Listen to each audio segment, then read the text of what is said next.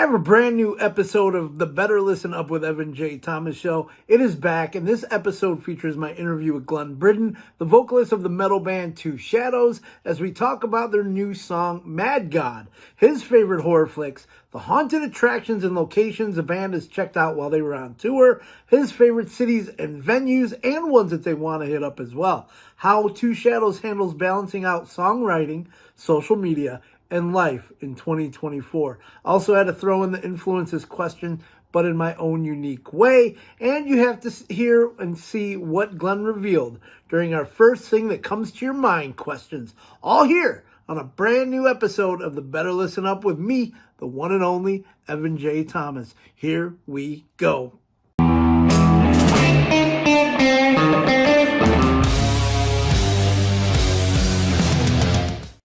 What's up, everybody? On this episode of the Better Listen Up with Evan J. Thomas show, my guest is one half of the metal duo hailing from Vancouver, Canada, the vocalist of Two Shadows. Welcome, Glen Bridden. What's up, Goodness, thank you so much, Evan. Pleasure to be here. Thank you very much, everyone who's listening. So, you got a new song coming out. Let's start right there. January 9th. Oh, yeah. Mad God. Read that the song is inspired by a film with the same name, Mad God, by Phil Tippett. What about that song stood out, or what about that movie stood out for you to write a song? I think the movie had such a vibe. It was like just had, I don't know, such an energy, the flavor, I don't know. Like it was like a stop motion, weird kind of art film. There's like almost no talking in it at all. Maybe there is no talking at all, actually, but it was just such a artsy movie and like really just shined a spotlight on like art, period, but like very dark flavor of art. And like that's kind of what we do in the music, and that's one of our like favorite things. So it was kind of like seeing what we love in music, but like created on like film, like for film. So it just, we were totally fired up over it, and we love just like this super kind of like nihilistic dark movie. It's just absolutely brutal, and then we wanted to write a song like that. And then oddly, the song is like way more soft and ballady than a lot of the stuff we've put out. So like expecting something to be dark and brutal, it's still very dark, but in like a kind of more melancholic kind of way. And it was just really cool. It was a neat song, and it kind of started at the movie, and that flavor just like survived the whole creative process. We were just like, nice, the name survives. Usually the demo names don't survive, but in this case, and in the case of Screamworks, the demo name survived. So listening to the song, I've listened to it a bunch of times since it was sent to me. Obviously I can't release it until it comes out on January 19th, but the way it started out was so smooth and like you said, melodical. And then all of a sudden I was like, what the fuck? And then boom, it just like nailed you in the face. I was like, oh shit, now this is what I'm talking about here. Mad God just kind of brought it about, what was it, 45 seconds into the song, and just kind of stood out. So I kind of see that now. I haven't seen the movie, so now I kind of have to see it. I'm a huge horror movie fan myself. Oh, nice. I made a couple myself as a solo independent filmmaker thing. Stupid. Hell yeah. Stupid little movies like that. But mine don't have speaking at all. So I kind of like that idea of watching something that's more visual and visually aspect. So besides that movie, what other kind of like odd horror movies kind of entice you that's not your normal, like the Halloween franchise or the slasher films? What out there is kind of like your inspirations? Oh, that's such a good question. I love that. I mean, there's all nowhere, that. By the way. Oh yeah. Oh my goodness, I don't even know. There's all, I mean, all that mainstream, like the classics. You know, they're in my favorite movies, The Thing.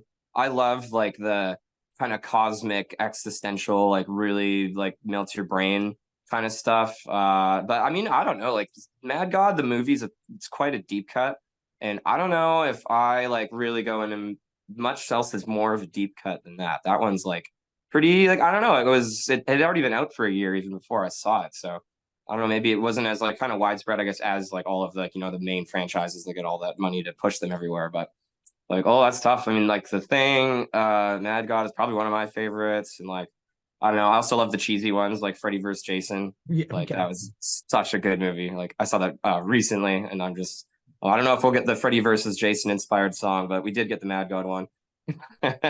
So speaking of horror movie inspired songs, you and I were talking before we actually started recording.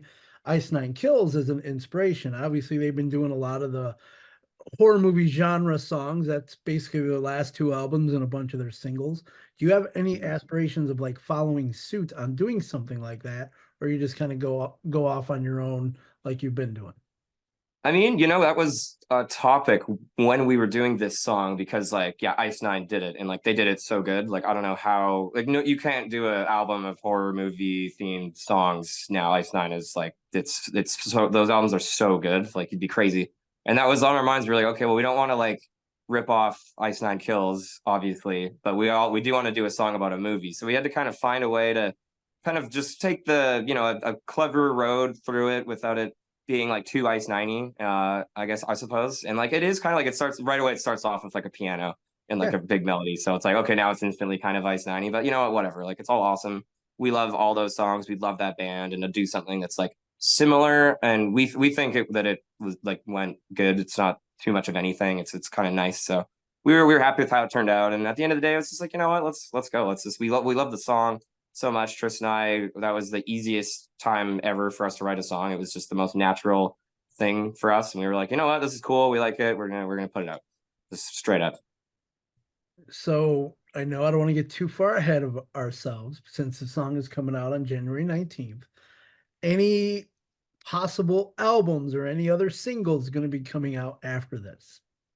I mean, short, simple answer would be yes. And you can dissect that as you will. But we've been really busy lately, which has been awesome. I love that so much. This is our third new song kind of coming out since we did our album last year. And we just plan on keep putting out songs, and eventually there'll be enough of them around. We'll see what happens. I don't know any like timelines and dates or anything, but I was actually working on a new Two Shadows song this weekend, and then I ended up we just got back from tour for like 3 months, so I went out a bunch of the nights and like totally didn't finish it. So I've made it late now. I'm sorry, everyone. It was all my fault. The new Two Shadows song will be a little bit slower, but it's gonna be good. Wait, It's so coming you soon. mean you actually enjoyed yourself after tour? That's right. Okay. It's rare but possible. I mean that's you can't do that, man. You know that. You have to be in studio every day getting shit done. That's what you got to do. No, I'm kidding. So I was like tour for 3 months and then like sleep for 1 week, and then we're back. It sounds like my vacations. I come home and sleep for a couple days. I'm good to go. Yeah, you So, need like the post vacation rest, right? and that's a thing. That is literally a thing that It needs is. to happen because physically, when you try to come back and go at it, it's just tough. So I'm gonna go this route. So you guys are influenced. We already kind of talked about Ice Nine Kills. A lot of the other bands you guys kind of are influenced by Slipknot, Rammstein, Motionless in White, Asking Alexandria, Avenged Sevenfold. There's obviously many, Oh many yeah. more. So what aspirations or like ideas do you come take from these bands?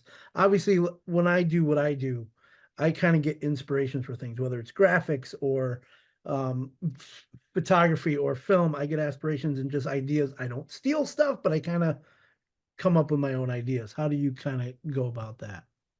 Another good question. I mean, me and Trist approach it pretty different. I think Trist is a lot more like literal with his kind of like creative perspective. So like he might hear like a riff that's cool, and then like that he'll use that or a few riffs and inspire it to build like a new really awesome riff Yeah. kind of thing. And I don't draw like I for me, I guess it's all about kind of just like the vibe, like the total like whatever emotion that it creates kind of between like the lyrics and like whatever's going on. A big one for me is like vocal performances, like as a singer, and you just hear like another singer like nailing it, but like just they got like the soul or whatever it is. Like it's like the magic, there's like this weird magical quality to music that those bands all kind of speak to me.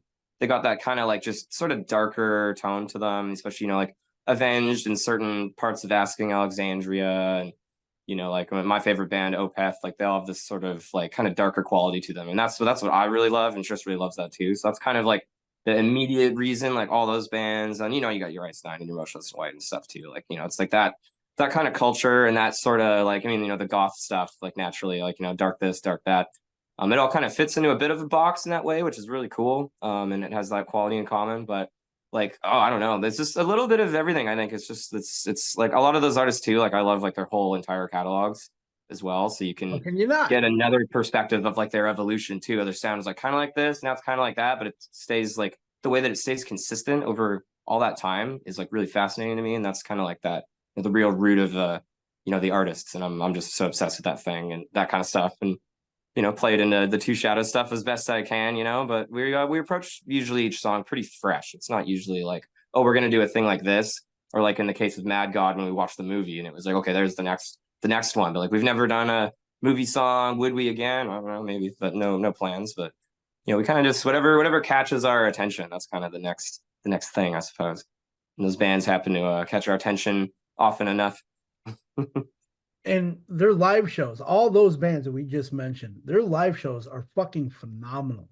That's a big one. So their stage presence, I mean, you got Slipknot, you got Rammstein, who's probably one of the loudest bands and the most fire I've probably ever fucking seen at a show. Oh my You got God. Ice Nine Kills doing basically a scene at every song that they do. Motionless in White is kind of the same way with their stage presence as well. So I've never seen Avenged Sevenfold, but out of that, what do you guys aspire to kind of get to something near like that as your live performances, or are you more like kind of stripped down, more gothy, more kind of just ambiance-ish?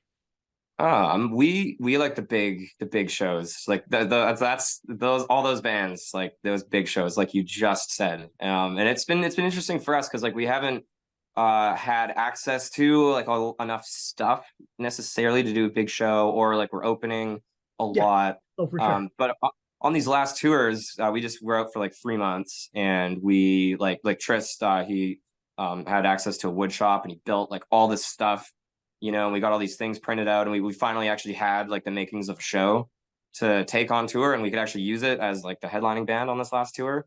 And that was really cool. We got like some costumes going, like we bought these awesome jackets in London, and we kind of got to like take a stab at it, but we didn't really like, I don't know what it was like supposed to be. We just kind of were like, yeah, we gotta have that, we gotta have that, we gotta have that, and then we just like, let's see what happens, and we kind of, I think, try to let it grow organically, because Mhm. that's always the best ideas, and the things that kind of like are longer lasting. I think they come naturally, and they're more genuine, like we're not trying to do anything, we're just trying to be us. And like, to be us means like having a giant coffin on stage, or like Tristy, he likes to like to have a ramp. He just walks up and down this ramp. I don't know, if it's cool as hell. Well, that's So awesome. like Okay. stuff like that, and like we, mic stand with a pile of skulls on it. It's just like, gotta have the skulls. Why? I don't know. But that's how we do it. And it finally, like, we got enough video footage and photos and stuff of the tour, and we were like, damn, like that's sweet, and like now we got to find a way to do it bigger next time, and bigger and bigger and bigger. And that's just the plan. And it's a slow build. It's a slow build. So instead of going over the top right off the bat and being like, "Oh, that fucking sucked," you kind of, like you were saying, you add things to each performance, whether it's a jacket or the skull, mic stand, or the ramp, or something like that, or some kind of background, something going on. You could even do, video things behind you. There's Exactly. so much you can get to once you get to that point, but everything is a slow build, especially with live shows. So that's kind of how I look at that. Yeah, trial and error too. Like, maybe we don't need the big coffin this night. They're a huge pain in the ass to lug around. So we're like, maybe let's try without the giant coffins. And then we did it. We're like, nah, we needed the giant coffins for sure. And like stuff like that. So, we just kind of let it do its thing. We had this one like fence for our like the kick drum that had like two shadows. It was CNC'd out of wood. It looked sweet, but it was like so fragile. It just got Uh, abused every day, and it did not survive to the final leg of tour, and it was just dead. And we're like, no, the drum fence design, that's the design, and the quality of the stuff is big too, because like, yeah, if it can't survive tour, and you have this big showpiece and it just like dies halfway through, like that sucks. So there's a big learning experience with it as well. We don't want to like blow a bunch of money on stuff and then it like all is destroyed like right away. There's a bit of learning and trial and error to it and stuff, but it's super fun. people don't understand the load in, load out process, and how little tiny hallways can be a challenge for most anything. So I totally get it. Staircases, man, it's Oh, staircases. staircases are Oh the my fucking God. worst. That is definitely the worst, especially if it just either up or down. I mean, eventually if you're going up one, you're coming down one. So it's gonna. Oh, I wear these big platform boots on stage Oh, too, and like carrying like heavy stuff like over my shoulder on platforms going upstairs. Eventually, I was just like, I'm done. Like I changed my shoes, then let it begin. yeah, change the shoes for your normal load in, and then change it back to the platforms when you go. So I'm reading some of the Exactly. stuff that you guys do on tour, and you're a man of my heart here. You haunted attractions and locations. So I gotta Oh ask yeah. you some of your favorite places that you guys have hit, and some of the places that you want to go to, and I will kind of see if we can cross-reference some stuff. Oh my goodness. Oh, I don't even know. So like with everywhere is like so cool. It's so hard to pick. Like honestly, the spots that I think we end up falling in love with the most is often places where we have days off or when we like know people. Like Sure. we stayed in a bit in Cleveland when we were down, kind of the Midwest, and like that was sweet. Cleveland was sweet. And but like we kind of knew people and they showed us stuff. We went to like the Hall of Fame. There's a lot to do. Some places, if it's like the middle of nowhere, but then we like go to a campsite, and we just like, hang out, camp, and like that's awesome too. I think that it is like maybe different. So I've been told different maybe in Two Shadows because like us and the whole team, we like really enjoy hanging out with each other and like just chilling. Like we chill all day every day, but then we'll like have a night off and we'll all just hang out still. So it's that's pretty nice. Like it doesn't feel as work, everybody's kind of like on vacation too, but oh my goodness. Like, okay, Montreal is awesome. Cleveland is amazing. Texas, I don't even know how to pick one place in Texas. Texas was like the craziest, most fun spot ever. We're in Texas. Obviously, Texas is a big state. Do you remember any cities at least that kind of stood out, like Austin or Dallas or? Austin for sure. We ended up not going to Dallas for this weird reason, but Houston was incredible. Houston was just like a real actually no, Houston. I don't know, they're so good. Austin, I remember I broke my phone and then I like got this guy to fix my phone, but he had to stay late at work to do it because I was leaving the next day, and then I like paid him in like merch for it and stuff, and like he was just such a cool dude. And then in like Houston, our trailer caught fire on the way to the show, and then like everybody kind of banded together to like help us out, and we still made it to the show, and it was our album release show and one of the best shows that we've played. And it's just like I don't know, Texas has this like the sense of adventure about it. I don't know, it was just like wild but so much fun. But yeah, I'd say like Austin, Houston, Cleveland, Montreal, all the good food spots I think stand out for sure. And then kind of like Portland, Oregon randomly is like, and Seattle too. See, I'm just gonna end up naming every city if I'm talking long That's enough. okay. But you mentioned Cleveland. So my girlfriend and I did a Cleveland trip a couple years ago, and we did a haunted tour one night there. So Ooh, like they actually, how like a lot of these cities do haunted tours in different areas. So we've done one in Nashville. That was really fucking cool. always The wanted to go to coolest Nashville. one we did though was New Orleans. I have to say that was probably the best one. They have some really good ones there. Cleveland, like I said, had a good one. When I was in Vegas, the Zach Bagans from Ghost Adventures, his tour of the mansion that he has of all the horror stuff in there. If you ever get to Vegas, get to that place because it is awesome. Wow, and I didn't mention Vegas, but that definitely is on the list. But it's Vegas, like how do you go wrong? Yeah, you Chris definitely have to actually get just that. went to. Oh, sorry, Chris went to Salem, Massachusetts, and did There's like a another one haunted I tour gotta go there. to. Like, But oh Savannah, man, it Georgia. sounded. Yeah, yeah. Oh, it sounded so cool though. I can't wait to go there eventually. Like Yeah. that stuff's so fun. We always do that too. Tris has this thing. He goes, I wish I could remember the name of it now, but it's like this like haunted tourism like website book thing. It's like I can't remember the name of it. But it's just got all this like underground kind of like haunted random this and that. And so like that's another good one. If we have a minute, we'll like go and check out like some spooky history or whatever. Super fun. One of the other things I read too. So you like going to rock and roll historical sites. Cleveland, up did you hit at least the Rock and Roll Hall of Fame? We did. We did. That Okay, was I did that. incredible. That was awesome. We showed up there and we were like, this is so good. We're gonna film all the stuff and post it. It'll be great. And then like literally, I think in the first 15 minutes, both our phones died. Or my phone died, and then Tris' phone storage full is what happened. And we were just like, wow, we're just gonna have to actually just be here in the moment and enjoy the museum and not try to make anything out of it. And it was kind Next, of better that way, you do that. know? Yep. Next time you hit Cleveland, obviously do some filming. Make sure your phones are charged up before you hit there. Yeah. Yeah. Any other cool places, or how about let's go with this? Any venues, any music venues that you have wanted to play that you haven't that are like iconic to you? Oh, that's That's a good one. We played Come and Take It in Austin, and that was pretty surreal because I always see photos of like all the bands I love playing there. Like you can recognize the place because it's got this like kind of like log cabin interior thing going on, and like they had a digital poster on the wall of like all the gigs that had come through, and it's just like, wow, man, I wish I was at that show. I wish I was at that show. I'm like, I wish I was at that show. Oh wow, I have my own show here. This is really surreal. That was a good one. Played this joint called Smalls, which was just outside of Detroit. I can't remember I exactly thought I've where. heard of that one. So, That one was cool. That was that place had some real history. It's always the history spots. Goodness, we played let's see, so those are the big ones. This place in Seattle called, oh my goodness, I can't remember what it's called. I think it was oh, this is gonna kill me. I don't want to get the name wrong, so no, I'm but not if gonna if try you and don't mess remember it it, up. it's But all good. it had like all of my favorite grunge bands, like the photos of them, like all over the Kind of figured walls. Like, that's where you were going with that. oh yeah. Like I'm a huge like Alice in Chains fan, and like obviously got like Soundgarden, Mother Love Bone, and Nirvana, obviously, like the whole But all the honey, stuff. oh, And that's like that is the craziest feeling of doing this. I think is like or you watch a video on YouTube from like ages ago of some band that you love, and then all of a sudden you're on that stage, and it's like, oh my god, like really cool. so those are ones that you have played. What about ones that you haven't played that you kind of want to hit? Because obviously there are Oh, some around like LA, and I'll tell you one. My oh my favorite that goodness. I've been to. I'm from Chicago. That's where I live. Oh, sweet. Flint, Michigan, has a place called the Machine Shop. And that's where like Okay. all the amazing fucking bands go through. Every Almost every show is sold out, and it's kind of crazy because this place is in Cool. the middle of like nowhere. It's in like a seedy area of Flint, Michigan, and this place holds like 600 people, and it's banging every night. So that's Ah, I've been there twice. It's a 5 hour drive for me. I'm willing to oh, wow. travel for it, but that's mine.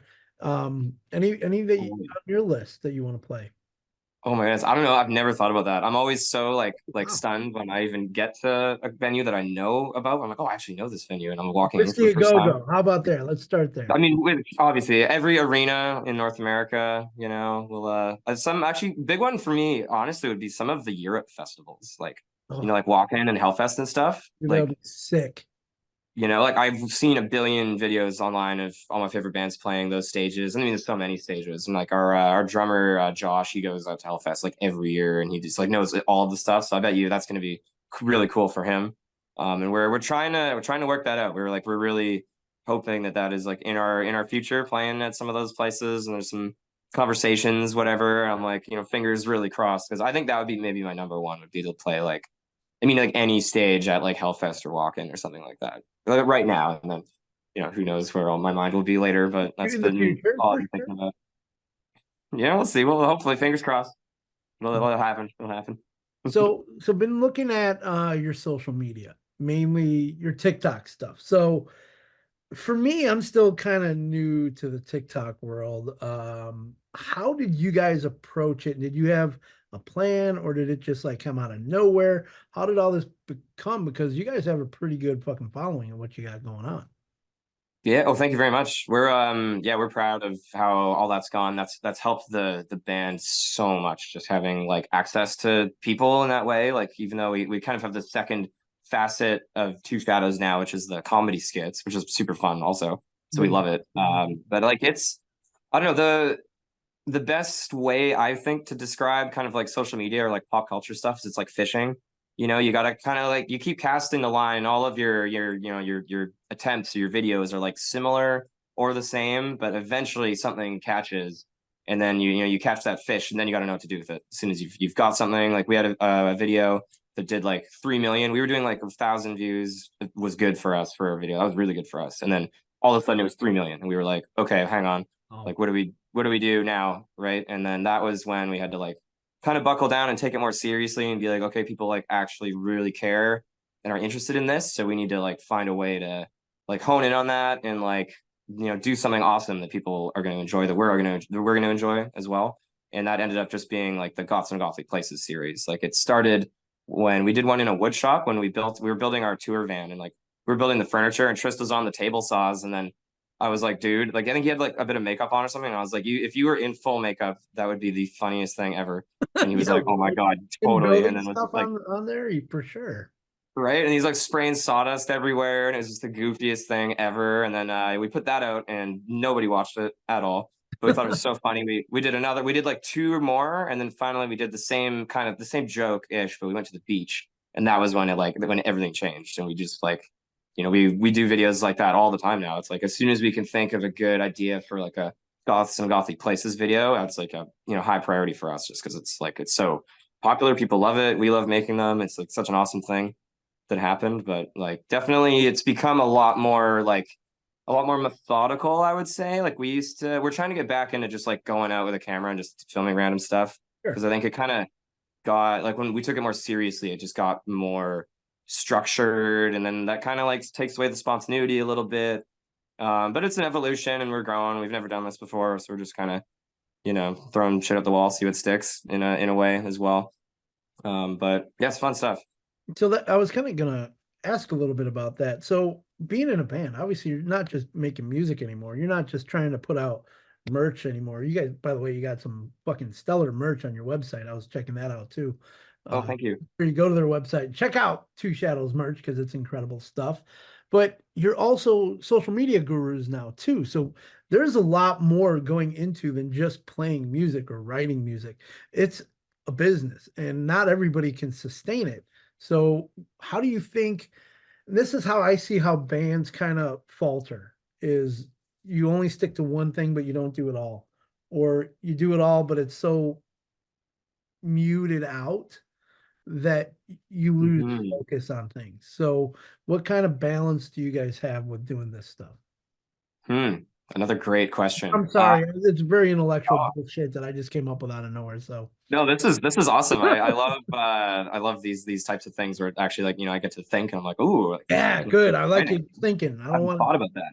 I'm not That's doing cool. copy and paste questions, so we're good. Yeah, the Chat GPT question generator. Use it. Trust me, I use it. I need to, Oh, but me too. I have yet to for an interview, so that's good. But anyway, let's go back to the question. I'm not sure Yeah, what, yeah.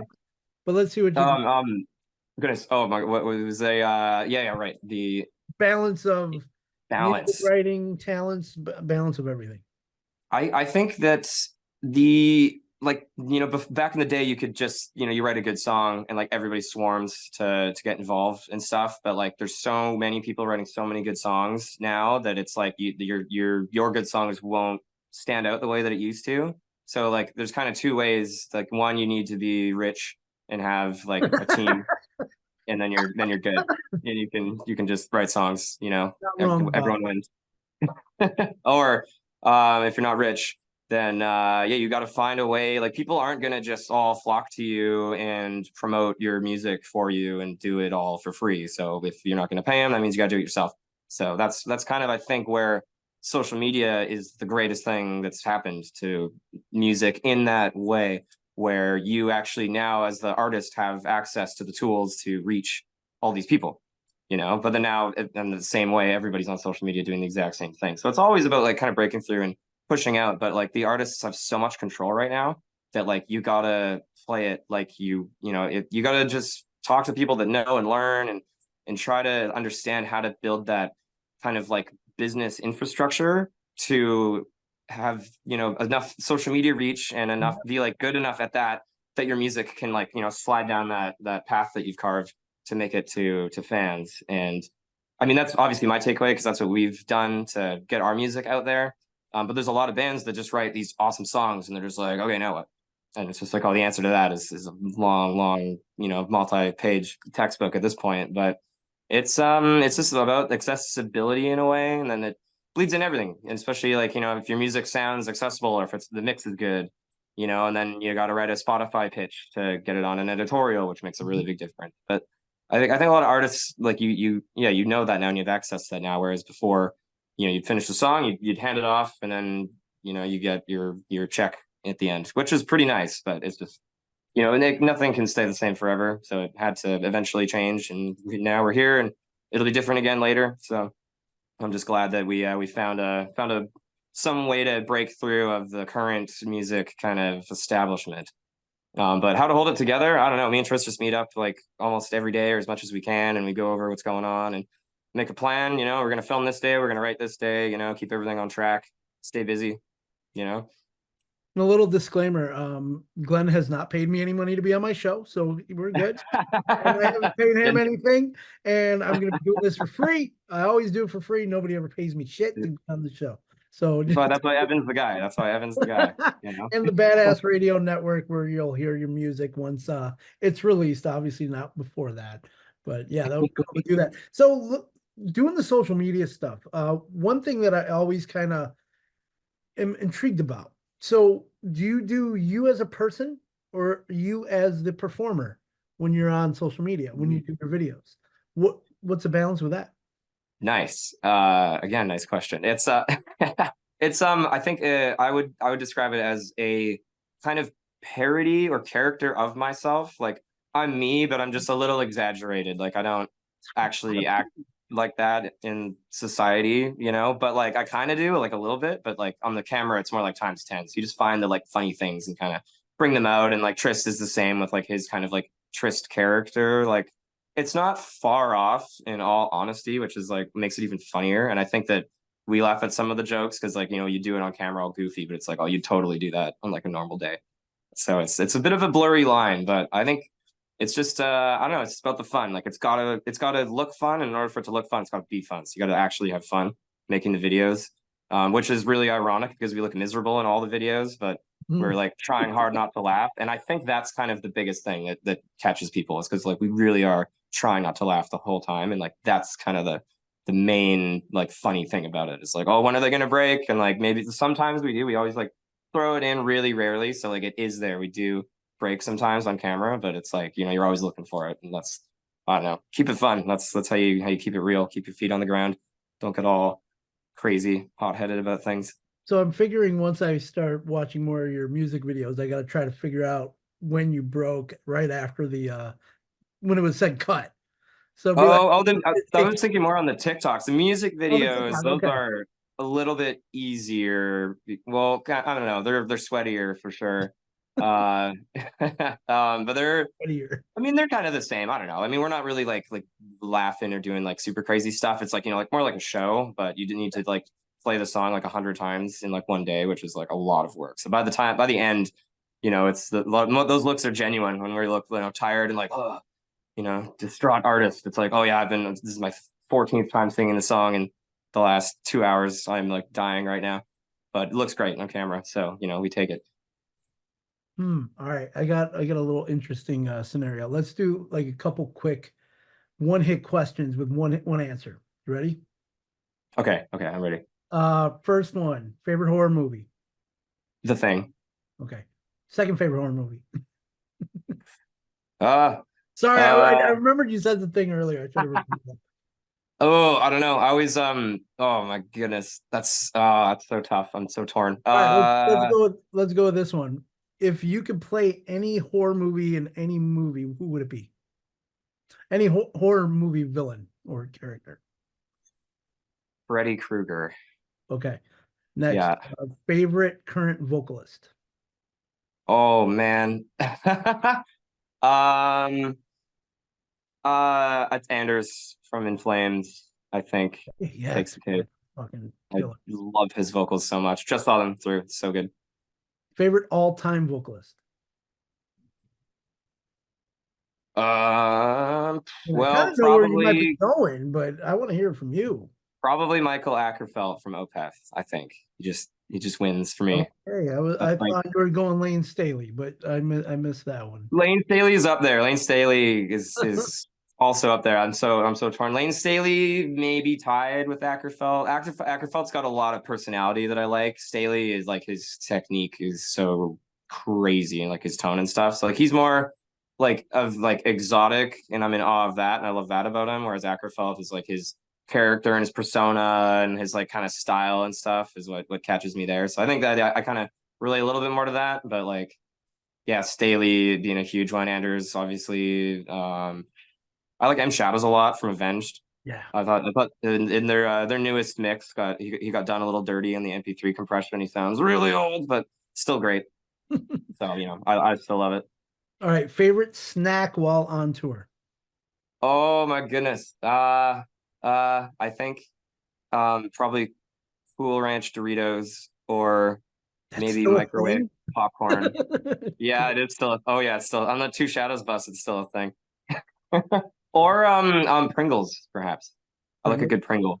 So Yeah. not nuts or granola bars or anything healthy. You go with the salty and the chips. Oh well, those are my like my favorites because they're my moments of Your go-to. like cheating or whatever. Like, but I eat a lot of Cliff Bars. You know what? Actually, my number one tour food would be Cliff Bars. Those are like the savior. If you're like kind of hungry before a show, but you can't do a meal because you'll feel bloated. But you need a little something something. Hit me up with that collab Cliff Bar. Favorite city you toured in last year? Sorry, favorite city? Favorite city? Favorite city that we toured in last year. Oh my god, it's 2024 already. Uh, Cleveland, I guess. We talked all about Cleveland, but Cleveland just took so many wins for Cleveland. What place did you guys play there? Did you play the Agora? No, we played the oh my god, I always want the factory. I think. Okay. What is it called? I That's haven't been Cleveland there, but Factory. the Agora is fucking cool as hell. Agora, it's sweet. I saw some photos of the Agora. I The photographed Foundry. Ministry. Crap, sorry. Foundry. Yeah. I I was like, photographed I'm close, Ministry. but that's not it. I photographed Ministry at the Agora 2 years ago. Oh, Amazing nice. show. Amazing fucking show. And All right. Foundry rad venue as well. That actually makes my list for sure. I got overwhelmed and didn't think of it, but that's up there. So there you go. So we have this new song coming out January 19th, Mad God. We have some probably new music coming out even after that, obviously. Any tours or shows you got coming up in the next few months or summer that you can't announce, but you can somewhat kind of, tease? Yeah. I mean, what I can say is we love touring. It's so fun and so great, and we're already looking into when we're going back. Got no information that I can say at this time or even hint at, but it's in the works. So we're making some plans for 2024. So you'll see us out there. And hopefully Hopefully a lot. one of the cities hopefully will be Chicago or at least nearby, so I can at least get out and see you guys and photograph you guys and get some kick-ass shots of you guys as well. So that Yeah, would be hell yeah, cool. man. Where else could we find you? Obviously, plug your TikTok, your social media, your album, your wherever you want to do. Yeah, we do all kinds of stuff on our Facebook, Instagram, TikTok. It's all Two Shadows Official, twoshadows.official.com. You got the website. That's where you can get all that info about tour. It'll just live there forever and won't be buried by all the subsequent posts. And yeah, check out our merch, which is cool. A lot of that stuff done by Trist's amazing wife, Jess, has been doing all the merch lately, and it's all fire. So check that out if you haven't seen it yet. And yeah, that's where you can find us. And really good prices as well. And you'll be able to hear the new song on the Badass Radio Network when it debuts in about 2 weeks or so. Week and a half actually. Damn, I'll come up. Oh my goodness. it's already the freaking halfway through January already. Yeah, I'm like, wow, I just realized it's 2024. It's already halfway through January. Like, Yeah, 8 days in, and you're already like, oh wow, it's already 2024. Yeah. Yeah. So things happen and they do quickly. Obviously, definitely in the music business. Glenn, dude, I really appreciate you having on the show today. It's been awesome talking to you. Glad I was able to get some fun questions for you too. Yeah, Ivan, I love the questions. It was super fun, man. Thank you so much for having me on. So again, we got Glen Bridden. This is Two Shadows. He is half of the duo. I'm sorry, what was your guitarist name? Tristan? Oh, Tris. Yeah, Tris German. My God, I don't know why I didn't have that written down anywhere, but I should have. So thank you for joining me today on the Better Listen Up with Evan J. Thomas show. Again, Glen, Two Shadows. Check them out all over the place. Until next time, rock on. Cheers.